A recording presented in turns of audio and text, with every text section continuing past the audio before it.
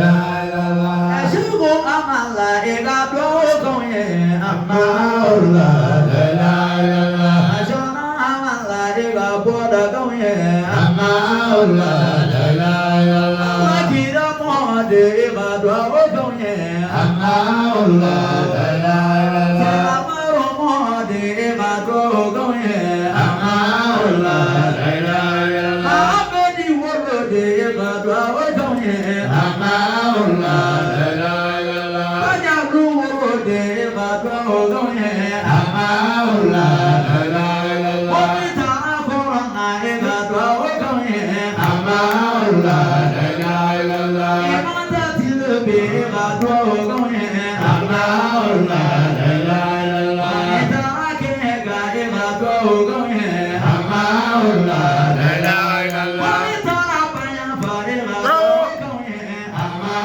la la la la Asajalu yere de ni nyoro ni mo amma la la la la Asajalu yere de ni nyoro du mo amma la la la la Asrama mune fe wo nyoro kono amma la la la la Chena na edo nge nyoro du la amadu mene la la la la Shona fene dara tere muso la zo amma hama la la la la Tere muso fene baba ma edu mene bajaru azu la la la Shona fene dara bajaru gazu hama la la la la Asajalu fene baba ma edu mene tere muso azu la la la Adawunge ngara tama segila ama ola la la la Ame mata ewili abe jime ama ola la la la Ani shemu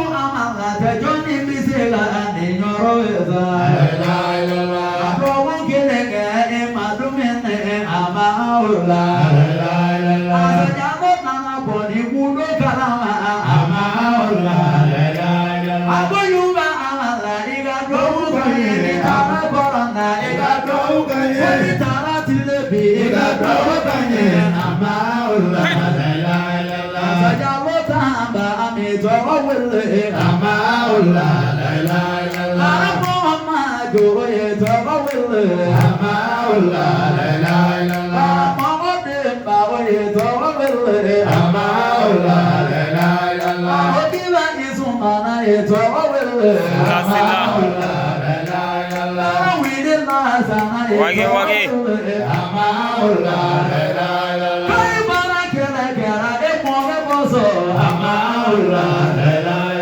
Badiri jojo kera emoge kama ama ola Saradara kaso kera kusuye ama ola Sope kaso kera daka emasa Haidro.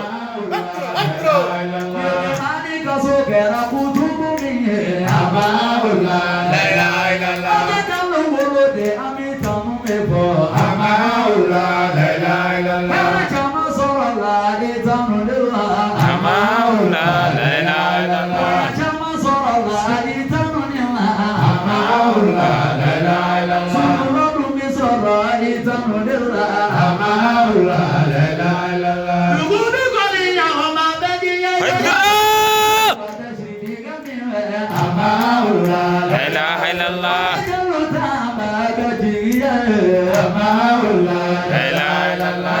Ama foni bena kutubu minna ama ola Atomo foni yana shidi minna ama ola Ama tudo towa bena kutubu minna ama ola Ashemu amala ebidaganya ama ola Ayuba amala igatana gonye ama ola Tawanya jale buiga twawo gonye ama ola Mariba ingele yara gademe gonye ama ola Mama bodu jale buigo mama bodere ama ola Alakina modere ga boda gonye ama ola Kama chichaya rawura diri maja ama ola Bata wajaya rawo diri maja ama ola Baba wajaya rawo kene maja ama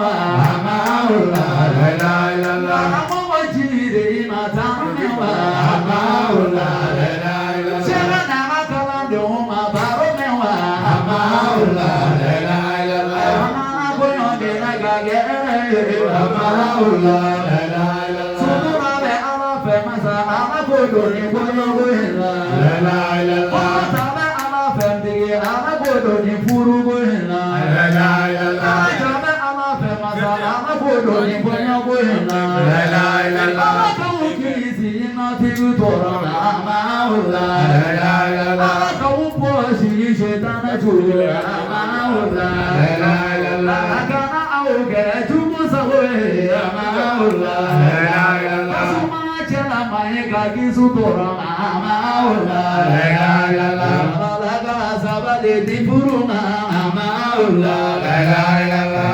Alaga sabale di puruna Amaullah La ilaha illallah. Dele ama femasa ama kodo ni bono boena La ilaha illallah. Denu mamasa ama kodo ni bono boena La ilaha illallah. Sutura nyuma ndege ama kodo ni bono boena La ilaha illallah. Chama dala femasa ama kodo ni puru boena La ilaha illallah.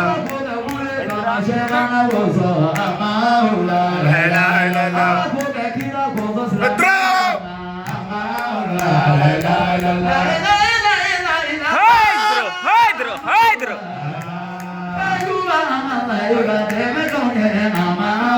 La ilaha illallah. La ilaha illallah. La ilaha illallah. La ilaha illallah. Amaullah. Amaullah. Amaullah. Amaullah. Amaullah. Hey! Amaullah. Amaullah. Amaullah. Amaullah. Amaullah.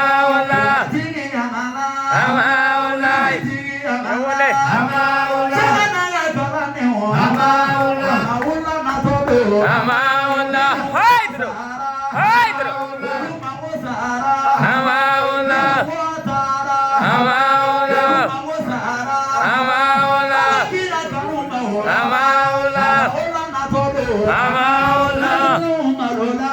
Amaullah.